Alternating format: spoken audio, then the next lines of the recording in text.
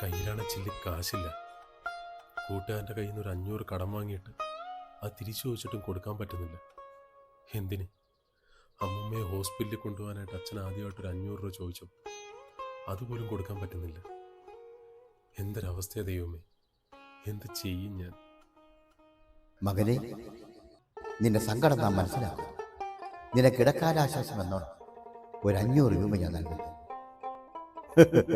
Happy അല്ലേ?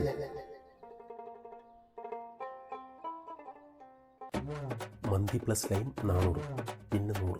Okay ചേട്ടാ, ഒരു ഹാഫ് മന്തിയും ഒരു ലൈമും.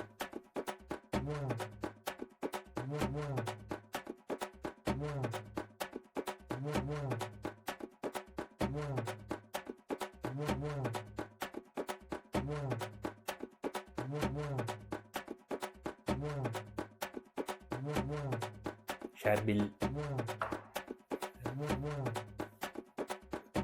Share balance. Thank you, Share. ഇനി ബാലൻസ് 50. ഇവിടെ നിന്ന് വീട് വരെ പോകാൻ.